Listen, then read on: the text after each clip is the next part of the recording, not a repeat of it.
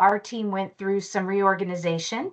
And as part of that reorganization, I was lucky enough to get some of the states like Iowa and Minnesota, Missouri in my new territory. So I'm really happy to be here with you today. And I have with me my colleague, Heather Ingham.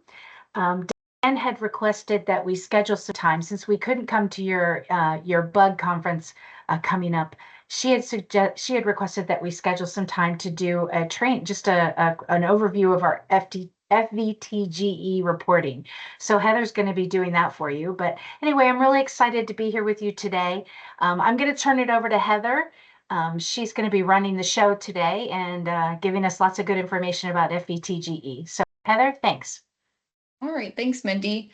So like I'm a manager on the compliance and data operations team at the Clearinghouse. I've been at the Clearinghouse for about 10 years in that capacity, working with schools on enrollment reporting, degree reporting, and compliance reporting. And again, today I'm here to go over the FVTGE service with you. If you have questions, please feel free to put them in the chat as we're going along. I'll try to monitor the chat as I'm presenting.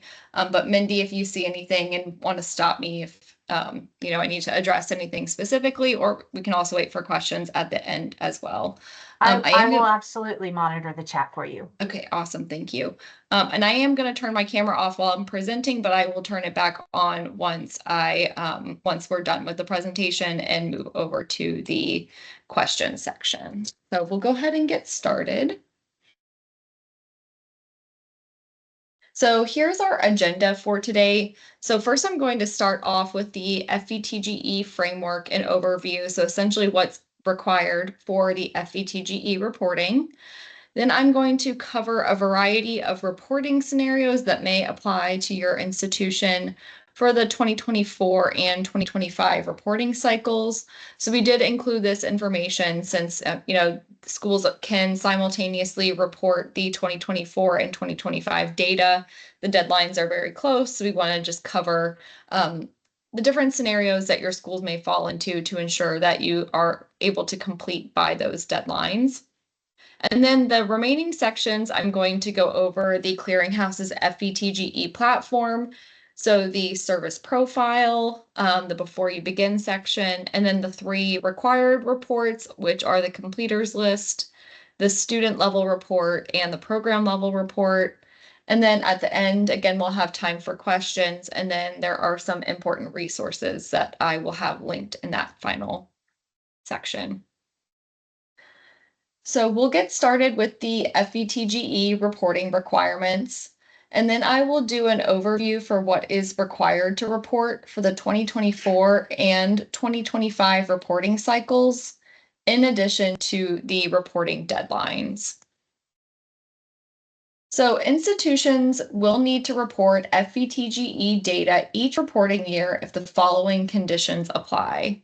So first, if your school participates in Title IV aid administration and you have 30 or more completers, which is considered a graduated status from a GE or non-eligible or an eligible non-GE program across all locations within your 6-digit OPEID that share the same 4-digit CIP code prefix and the 4 most recently completed award years. So for the first reporting cycle that's due 2024, that timeframe is 2020 to 2024. And then for the 2025 reporting cycle, that covers 2021 through 2025. So as for the reporting requirements, for the 2024 reporting cycle, the following pieces are required for schools to complete.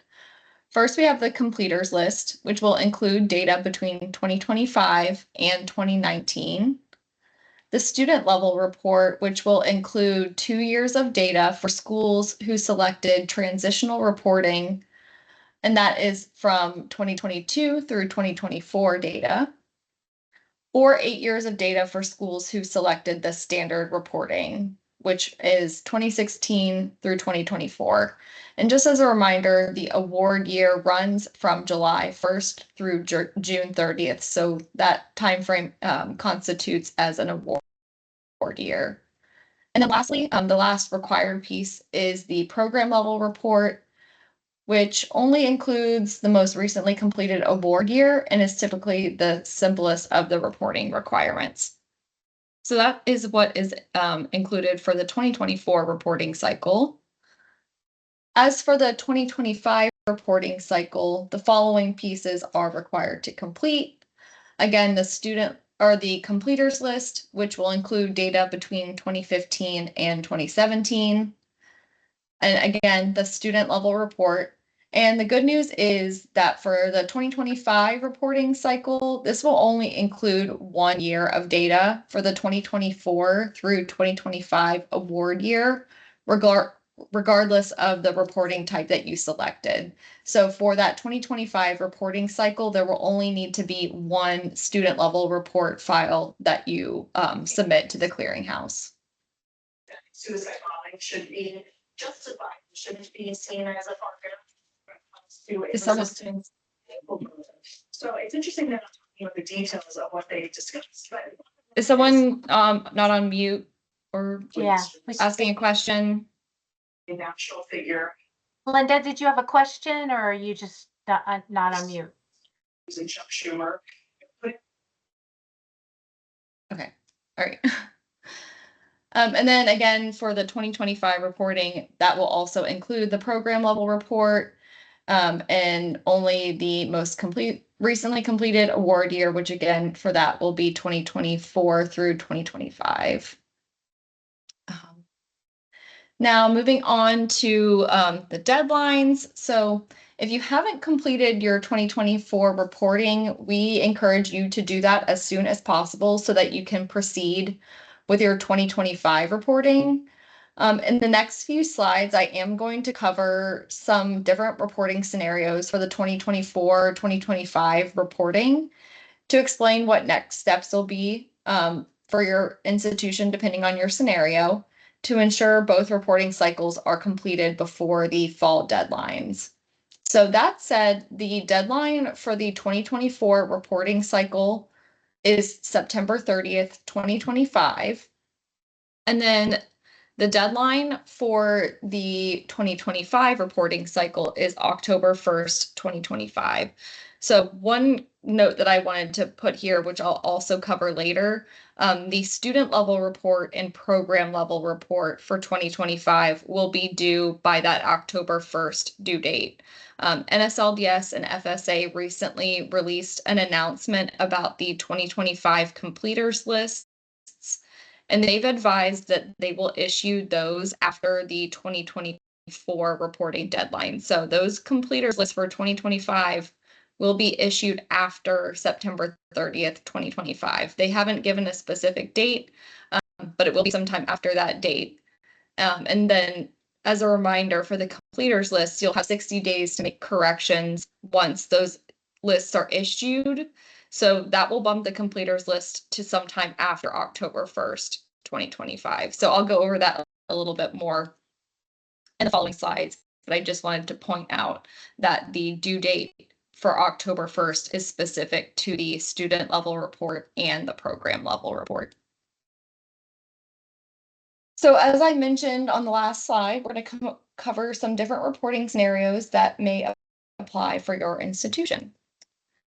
So I'll read over each of these scenarios and then we'll go into detail about the next steps for each of these scenarios on the following slides. So the first scenario that we have is that your institution has finished submitting data for the 2024 reporting cycle using the clearinghouse's FVTGE solution. Scenario 2, your institution is using the clearinghouse's FVTGE solution and has not finished submitting data for the 2024 reporting cycle. Scenario 3, your institution finished submitting the data for the 2024 reporting cycle using the NSLDS FVTGE platform and would like to use the clearinghouse's FVTGE solution for the 2025 reporting cycle.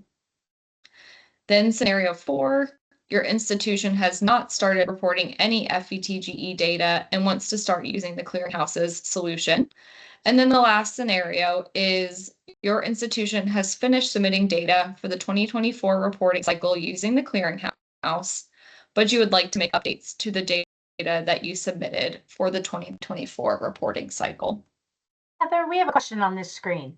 Okay. How does the school confirm that their 2024 was submitted and successful? Okay, yes. So on the FVTGE platform, at the bottom of the screen, which I have some screenshots and some following slides, but under the reporting section, to confirm that your 2024 is complete, you would see both the student level report and program level report tiles marked as complete.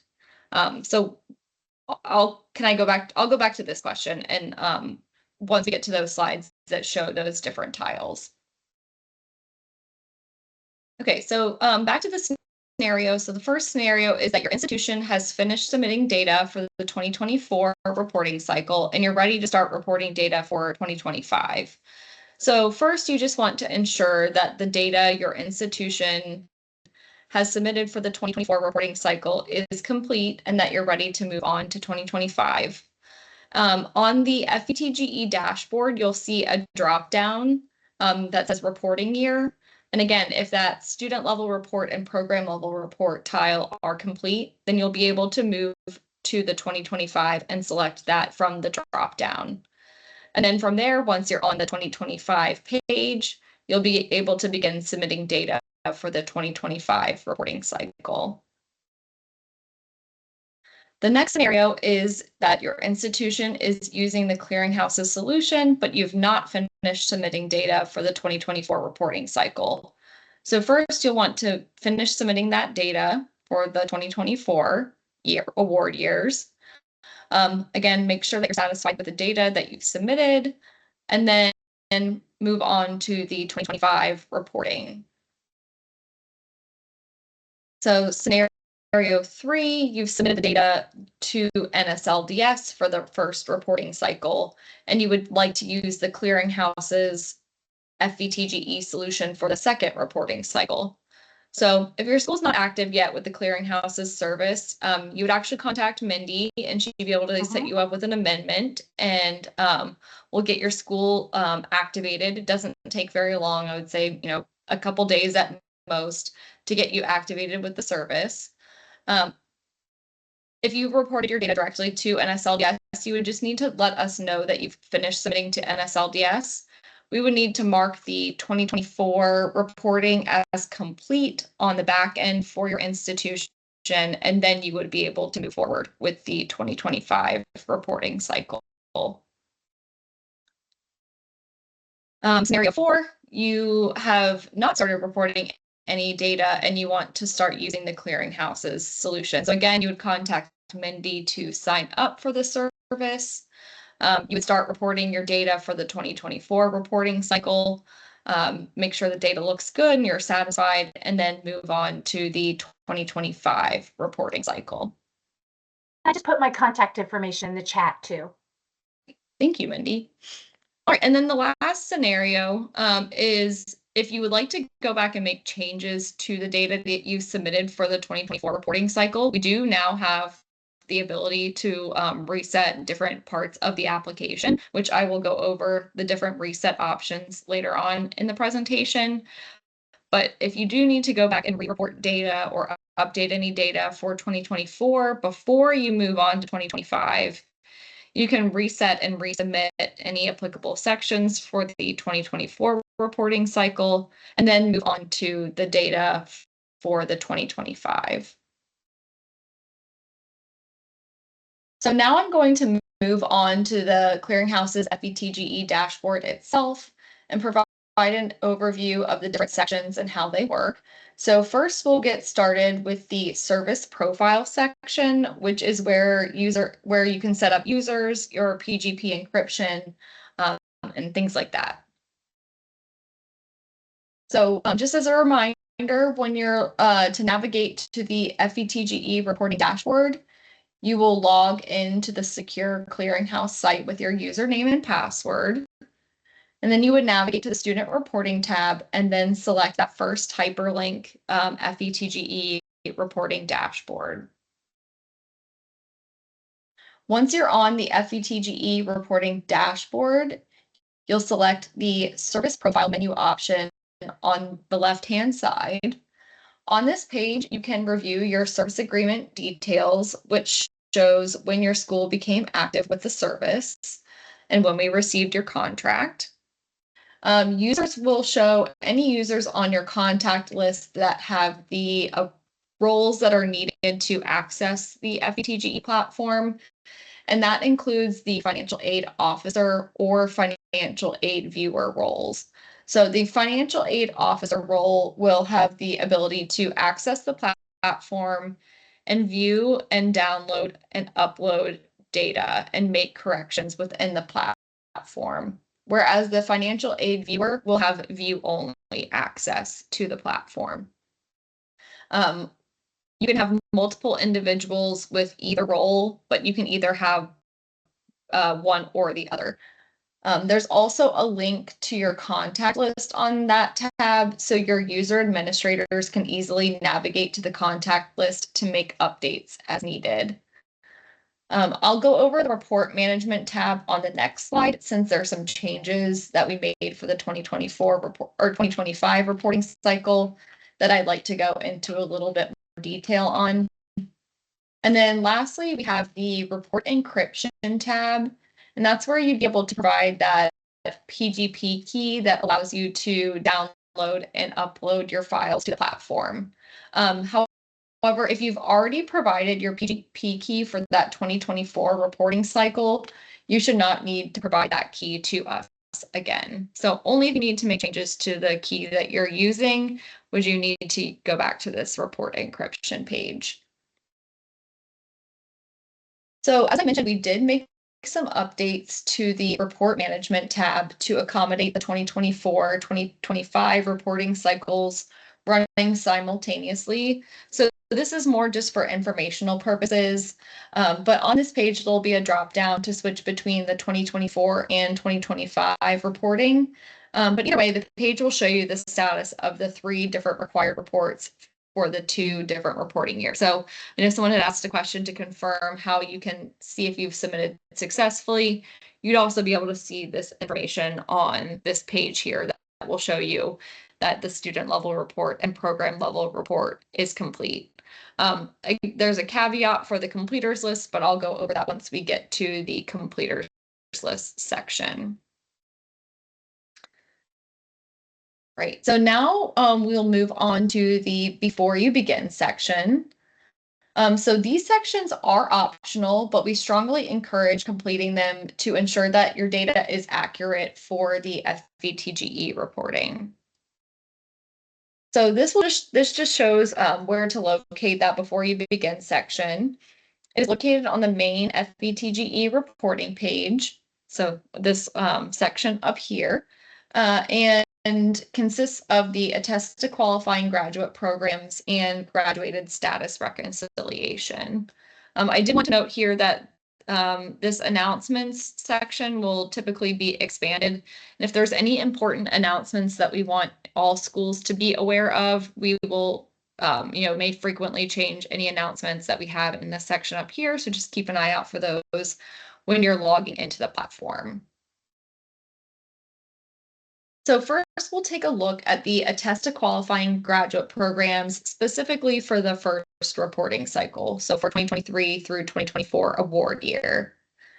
So for the 2024 reporting cycle, a list of 616 unique CIP code and credential level combinations were presented to your institution. This list is comprehensive for all institutions and is not specific to the programs that are offered specifically at your institution. So for that first reporting cycle, from the Needs Review tab, if a CIP code or credential level combination is a qualifying graduate program at your institution, you would select the checkbox for that specific row and select Confirm QGP. If the program is not a qualifying graduate program, you would select that the program does not qualify. You do have the ability to select multiple different programs, or so select multiple programs at a time. And then we have these different search filters at the top if you want to identify a specific CIP code, program title, or credential level rather rather than scrolling through the full list. Before you mark this section as complete, you can make adjustments by going to either the confirmed QGP and does not qualify tabs and move a student or move a program back to needs review. Once you're happy with your selections, you would click this mark as complete button to finalize the selections that you've made. So there are some slight differences for the attest to qualifying graduate programs for the second reporting cycle. So your selections from the 2024 reporting cycle will be carried over for the attest to qualifying graduate programs for the 2025 reporting cycle. So any programs that you selected for the first reporting cycle will show up on the 2025 section as either confirmed QGP or does not qualify based on the selections you made for the last cycle. If there are any changes that you need to make for the 2025 reporting cycle, you can navigate to either that confirmed QGP or does not qualify and select this revert to needs review. So this will move it back to the needs review tab. And if you need to move it to a different section, you can do that as well. But again, this should be less work, hopefully, for your institution, not as many programs to have to sift through, since it's carrying over what you selected last time. And then once you're happy with your selections, again, you'll mark that section as complete, and that will finalize the selections that you made. I mentioned that we did release some enhancements that will allow schools to revert certain sections of the platform, and one of those is the qualifying graduate programs. So if you have completed the attest to qualifying graduate programs section for either award year and later determine updates need to be made, you can revert the section to in progress and make changes. So you would just select this button, and then it will allow you to go back and make updates to your selections. And then just some important notes here, kind of a recap of what I discussed and some additional information. So again, it's not required to complete this section, but we do strongly encourage schools to complete it so that you can avoid additional work when it comes to the program level report. For the 2023-2024 reporting cycle, that will include the full list of CIP codes and credential levels for your review. And then the selections from that reporting cycle are carried over to the 2024-2025 list, and adjustments can be made as necessary. As for roles, in addition to the financial aid officer or financial aid viewer role, either the submission data or submission data alternate role is also required to make changes in the section. And multiple users can be making updates to this section at the same time. If we go back to this slide here where I showed this, where you can revert to needs review, you can see here it will show a username and a timestamp of who made changes. So you do have that audit log if you do have multiple users making changes at a time. So moving on to the graduated status reconciliation section, this list consists of students whom we've received a degree for, but do not have a graduated enrollment status for the same CIP code or credential level combination on the student's enrollment record. And this will reflect students that were reported from January 1st, 2015 to present. This gives you the opportunity to apply a graduated status to a student's program so that data is accurate for FVTGE reporting. So before you begin working on this list, we recommend first selecting this refresh table button, especially if you've recently submitted any degree verify files and or graduates only enrollment files for your spring 2025 graduates. That number could go up or down based off of any new data that you've submitted since these lists were initially generated when the platform opened on July 1st. Similar to the qualifying graduate programs, from the needs review tab, if a student needs an update to the program that's listed, you would select the checkbox next to their name and select the update program information. And this would prompt you to update the program status and the program status effective date. If a program does not need updates, you would select no update needed. You can, again, select multiple students at a time and search using these different filters up here. Before you mark as complete, again, you can make adjustments by either going to the to be updated and no update needed tabs to move a student back to needs review and then move them over as appropriate. And then once you're happy with your selections, you'll click mark as complete to finalize your selections. Once it's marked as complete, a graduates only enrollment file will be generated on the clearinghouse end so that the updated data can then be processed into our enrollment database.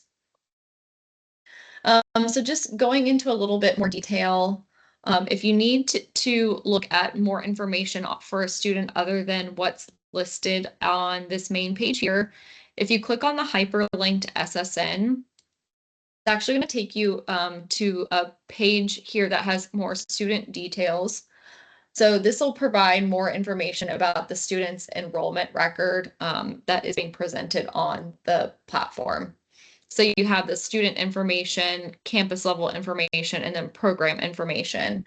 And I just wanted to note here that we have made some updates to the program information tab to allow for updates to the program begin date. And we've also added additional validations to prevent certain errors from generating on the graduates only enrollment file. So hopefully less information that you have to review once that graduates only enrollment file is completed. So again, the editable fields on this program information page are the program status, program begin date, and program status effective date. Heather, is this Yes. a good spot for us to kind of stop and see if anybody has any questions that they haven't put in the chat? Any questions coming Yeah, up that somebody wants to pipe in about? Again, I'm watching the chat, so if you're more comfortable doing it there, that's fine. I just wanted to check in with everyone. Okay. So no, this will not cover the banner job to generate reports. This is, we're basing this off of schools using the clearinghouse generated SLR files. So that question in there. So if you've completed the graduated status reconciliation section and later determine that updates need to be made, you can also revert this section to in progress and make changes to the data that you need to submit. And then again, just some reminders and additional information here. It's not required to complete the graduated status reconciliation section, but again, we strongly recommend that to ensure comprehensive and accurate enrollment is reflected and consistent across systems. And this also helps ensure that data is up to date for the student level report and completers list.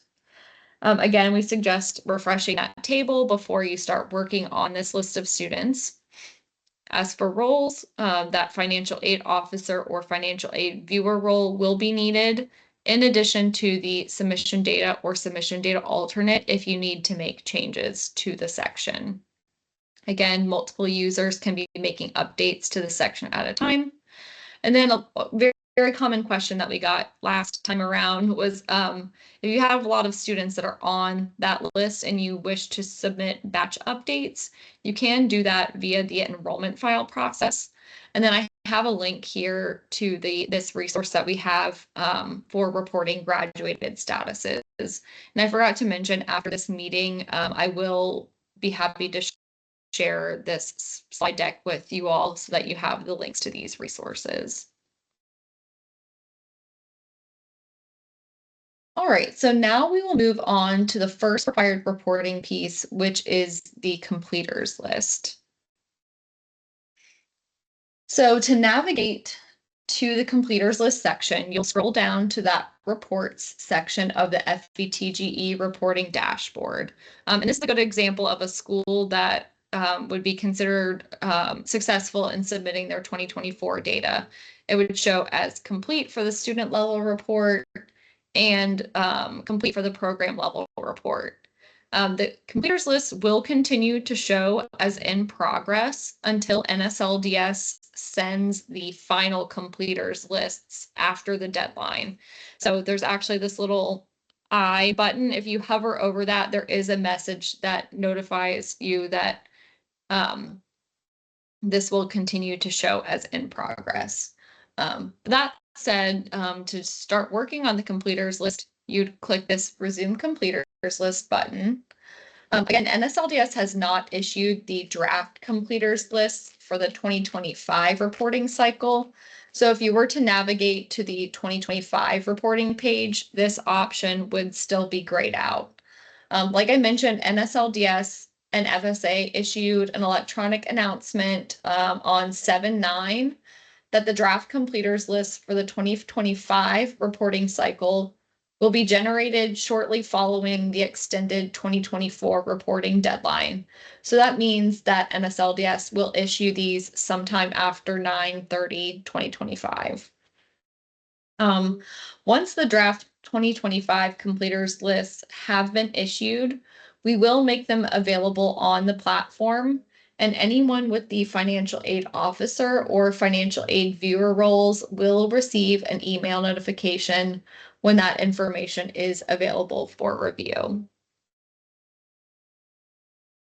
So on the following page, there will be a countdown clock at the top of the page, letting you know the number of days that you have remaining to make corrections. So when I took this screenshot, this was based on a 2024 reporting cycle. So this countdown clock will be based off of the September 30th date.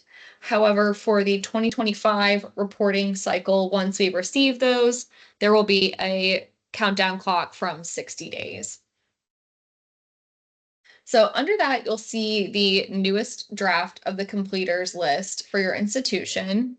You can download the draft completers list, which is the raw data file that NSLDS sent to the clearinghouse. And then we have the completers list worksheet. The completers list worksheet is in an Excel format, and it's a little bit easier to read. So I do recommend looking at the completers list worksheet if you're looking to kind of look at data offline for your institution. Over here to the right, you'll see the total records on your completers list, the number of data discrepancies, and then the number of records with exclusions. And then over here at the bottom of the page, you would see any previously received completers lists that your institution received. And then to begin making updates to the current worksheet, you'll click this Build Worksheet button, which will take us to this page here. So the completers list worksheet will consist of 3 sections. The first section is student records missing from the completers list. So this list will consist of students that were not included on the draft completers list by NSLDS, but the clearinghouse has a graduated program for. So this section would allow you to add additional students to your completers list if they received Title IV aid in the program that they graduated from. The next section is the student records to be updated in the clearinghouse and includes students that were on the completers list but do not have a graduated program in the clearinghouse. So this section is very similar to that graduated status reconciliation that we just went over and would allow you to make updates to the student records in the clearinghouse database so that they are accurate for future reporting. And then this last section is to review and update exclusions. So when you open up this section, it would default to a list of students that NSLDS applied an exclusion type to based on the data that they have in their system. On that section, you have the ability to review the full list of students that were on your completers list and update exclusions or mark students for removal from your completers list. So in each of these sections, once you've made your selections, you can download a worksheet and make updates to these students, or sorry, for this review and update exclusions.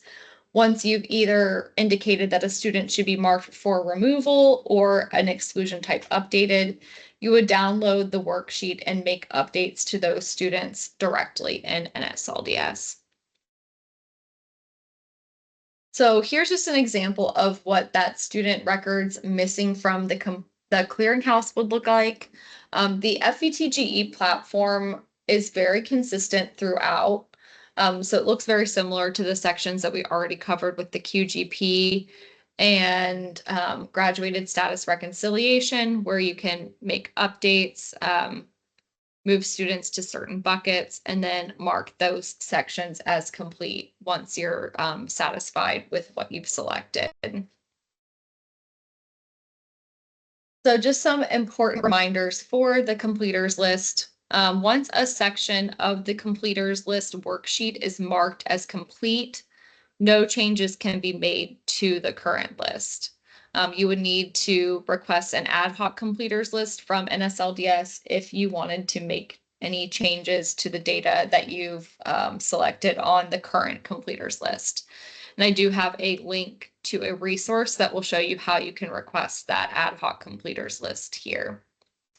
So as for access, in addition to the financial aid officer or viewer role, that submission data or submission data alternate role is also required to make changes in this section. And again, multiple users can be making updates to this section at the same time. We would have the indication that shows who made updates and the timestamp for the update for audit purposes if you do have multiple users. And again, that completers list tile will continue to show as in progress until NSLDS sends the final completers list after the FVTGE reporting deadlines for 2024 and 2025. So if you have marked all of the sections as of the completers list worksheet as complete, no further action will be needed, and you can just ignore that in progress until we receive the final lists from NSLDS. So do we want to take a second and pause for any completers list questions before we move on to student level report? Yeah, I think that's a good idea. Any questions for Heather at this point? It's a lot of information, but Heather, thank you for being so detailed. Okay. So again, moving on to the student level report, which is typically the most complex reporting requirement for the FVTGE reporting. So to navigate to the completers list section, you would scroll down to that report section of the FVTGE reporting platform, and then click on resume student level report. I just also wanted to note that you can work on the completers list and the student level report simultaneously, as the data for the student level report is not dependent on the data that's in the completers list. So you can work on these two sections at the same time. So here are the steps for completing the student level report, and I will go into detail on each of these steps in the following slides. So first we have selecting your reporting type. This only needs to be done for the 2024 reporting cycle. Whatever selection that you make, either that standard reporting or transitional reporting, will remain valid for the first 6 reporting cycles. Only individuals with the financial aid officer role can select the reporting type for your institution. And selections for your reporting type can be reset up until the 2024 reporting deadline, so that's September 30th date. After that, you won't be able to make changes, and you will be locked in to whichever reporting type you selected, again, for that following reporting cycles for the next 6 years. The next step is generating the clearinghouse cohort files. So for the 2024 reporting cycle, If you've selected the transitional reporting, you would receive 2 files. And then if you've selected the standard reporting, there would be 8 files. And then again, for that 2025 reporting cycle, it's only going to be 1 file that's generated regardless of reporting type, since you only need to submit data for the 2024-2025 award year. Files can be regenerated as needed, so you'll see that regenerate file option. You'll get an email notification when they're ready to download, and you'll be able to download here. But the financial aid officer is the specific role that can generate and regenerate those files. So moving on to step 3, we have the data upload. Again, we recommend that you use those clearinghouse generated SLR files, since we will be doing comparisons to the generated files to ensure students are included. You also want to make sure that the leading zeros are populated when you upload those files to us. The file must be in a CSV format with a specific naming convention, so that will be the 6-digit OPEID and then the award year. And then files must be uploaded by award year for that 2024 reporting cycle. So you can see, just like in this example here, the school has successfully uploaded the file for the 22-23 award year, but they still need to upload the 23-24 award year. And then the financial aid officer role can upload files to the platform. All right, step 4, we have data corrections. So once you've uploaded the files, we perform validations on the files to ensure accurate data. Errors and warnings will have 2 types of classifications, either enrollment or financial, depending on the data elements that are being flagged. The errors must be corrected and warnings must be reviewed or acknowledged for accuracy, similar to the enrollment files. And then the financial aid officer role and submission data or submission data alternate roles are needed to make corrections to the files. And just some information down here. You can reject files if you need to. There's a button that will allow you to reject a file and upload it again.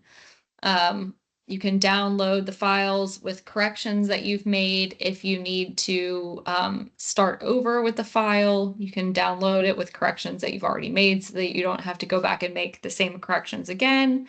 But for each award year file, you will need to submit to the clearinghouse before you can move on to the final step, which is accept and send. So all cohort files must be marked as complete before you can proceed to this step. Any programs with fewer than 30 completers, so students with graduated statuses for their program, will be removed from the SLR file that gets sent to NSLDS. So you'll see that information in this gray box here if there were any programs that did not have 30 or more completers. There's the consolidated student level report, which is the format that we send it to NSLDS, and you have the ability to download that. And then once you're satisfied with the data, you'll click this accept and send to NSLDS, and the financial aid officer role would need to take that action. All right, so after the student level report is sent to NSLDS, NSLDS will send back an error report or an acknowledgement, just confirming that they've received the data. An email is going to be sent to a financial aid officer or financial aid viewer role when an error report is received. And the clearinghouse will make that available on the platform for you to see under this View NSLDS Error Report. Once you click into that View NSLDS Error Report, we would provide you with an option to download a list of students that have errors. And those errors must be corrected directly in the NSLDS system by the due date for the particular reporting cycle. And then this is a new resource that we created since February, where we have tips for correcting the common NSLDS errors. And Heather, there's a question about that in the chat. Yes. No detailed record matches the student identifiers. Is that one of the, are there tips for that one? Where can we find pointers on how to resolve the following student level report, NSLDS error report? No detailed record matches the student identifiers. I can't off the top of my head remember what that error code is, but most of the common ones, it may either be a 22 or a 26, and I know that those are included in that particular resource. If it's not included and you have questions, please feel free to reach out to us and we'll be able to assist you with that particular question. It's 26. Okay, yes, 26, yes. 26 is included on this resource here. And if you have questions outside of what's on this resource, again, please reach out to us. And if it's, something that's not covered in the scenarios that we have listed, we'll be able to assist you with that.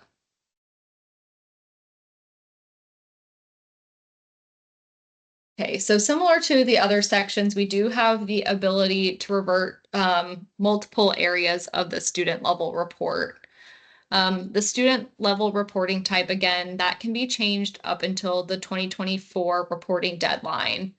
And just a note here that if you do reset the reporting type, it will reset the student level report and the program level report, and any previous data that you submitted in those sections would be lost. So before you reset, you'll want to download any files that you've uploaded or corrected so that you can resubmit those instead of starting from scratch.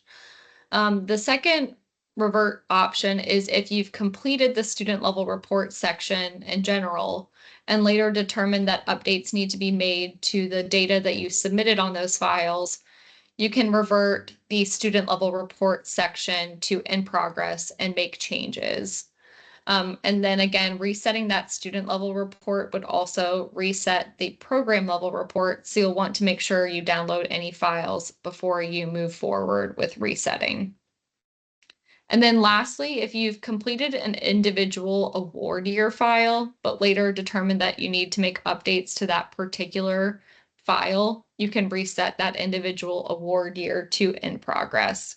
And then the same applies. You'll just want to make sure that you download any files before you select that, since this option would reset the program level report. Okay, well, I'll pause here again if anyone has any questions about the student level report. Good. I tried to open my NSLDS error report and it shows this. There was an issue retrieving nicer application. Please try again later. Okay. There's a question in the chat, Heather. I don't think I can answer this specifically on the right now. I have to take a look. So if you want to provide me with your school code, I can take a look after after the presentation and get back to you. Okay. Thank you.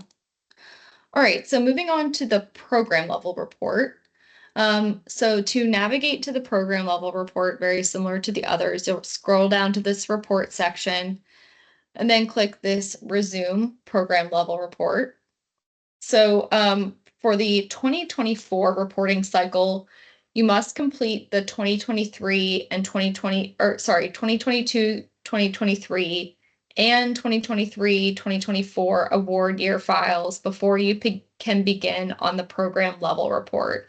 And then for the 2025 reporting year, you would need to complete that single 2024, 2025 award year file before you can begin on the program level report. So if you don't see that available, you'll need to make sure that the correct data has been submitted for the student level report before you can move on to reporting the program level information. So here are the steps for completing the program level report. And again, I'll go into detail about each of these steps on the following slides. So first we have downloading the program file. Again, the most recent student level report award year files must be complete before the program level report section will open up. you'll have the ability to download the file if you have the financial aid officer or financial aid viewer roles on there. And then again, those files, I don't think I mentioned this for student level report, but for student level report, there will be data pre-populated on the files that we generated based on the enrollment data that you've sent to us. And then the program level report would also have, it's not student specific, but program specific. We would have data pre-populated on those files, and then the remaining data would need to be entered in by your school. So once you've downloaded it, there's again that download history if you need to see, how many times it's been downloaded and by who. But moving on to the next step, we have the data upload. So once you've added in the data that's required for the program level report, you can upload that to our platform. Again, it's recommended that you use the clearinghouse generated file and ensure that your leading zeros are populated before you upload those files to us. As for file format, it needs to be in a .csv format, and there's no specific naming convention for the PLR files like there are for the student level files. And the financial aid officer role has the ability to upload these files. Then for data corrections, similar to the student level, errors must be corrected, and then warnings must be reviewed or acknowledged for accuracy. And the financial aid officer role can complete data corrections. I'd say generally schools see very, very few, if any, errors on the program level report. Typically, if schools are seeing errors, it is likely a formatting issue, and you can re-upload those files. There's that reject button here too, if you need to reject a file, fix any data, and re-upload it. But generally, the program level report is pretty quick and easy to submit to the clearinghouse. And then again, we have that accept and send. The student level report tile must be fully marked as complete before you can proceed to this step.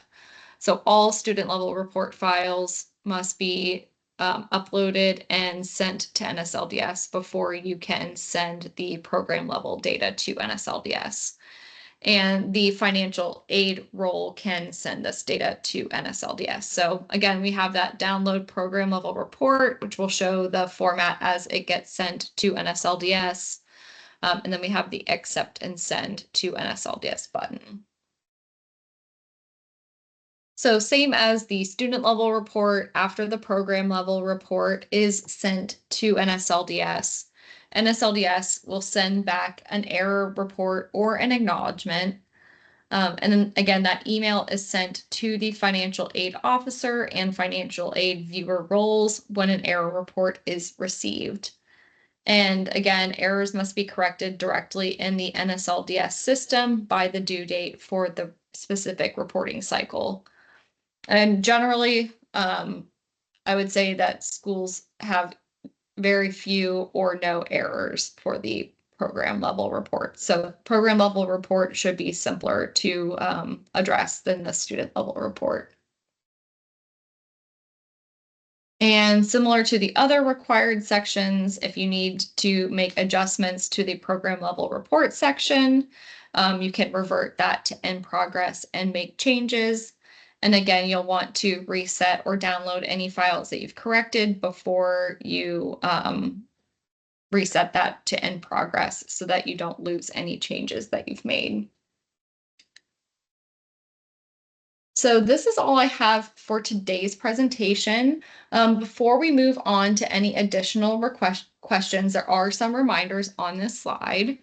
So for 2024, make sure that you complete all reporting by the September 30th due date. So again, those three requirements are the completers list, student level report, and program level report.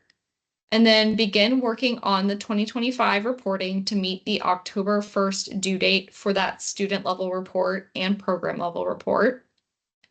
And then complete the 2025 completers list, which includes reviewing and making updates within 60 days of NSLDS distributing the list. So just keep an eye out for an email reminder, or an email from the clearinghouse letting you know that the draft completers list is available for your review. And again, that will be sometime after 9/30/2025. Here's a list of extensive resources that we have. We have created quite a few more resources since about the February timeframe, and then have updated other resources as well to be more clear and specific. And then we do have several other webinars coming up. We have 2 at the end of July and then a few in August. So you can sign up for any webinars that you would like to attend using this link here. And then your specific business development executive, Mindy, and she provided her contact information so I can update this before I send it out. But again, if you need to sign up for the service, you'll want to contact Mindy. And then lastly, if you have any questions, the best email to reach out to is schoolops@studentclearinghouse.org, and we'll be able to assist you with any questions you may have. So that said, does anyone have any questions at this time that I can help answer? I see, Ken, that you said that you were able to access the platform, so that's good. Yeah. Yes, we only had 3 student level errors and then 0 program, so that worked. Okay, awesome. Heather, thank you for such a detailed presentation. This has been awesome. Of course. And like I said, I will, Mindy, do you want me to provide you with the slides and the recording and then you can send it out? That'll be great. I was just Okay. emailing with Diane. I may send it to her so she can distribute it to the whole Okay. group, even those that couldn't make it today. Okay. But we'll get that out to you. Great. Well, thank you, everyone. Have a good afternoon. We Thank appreciate you. your time today. Let us know if you have any questions. We're here to help. Bye, everyone. Bye.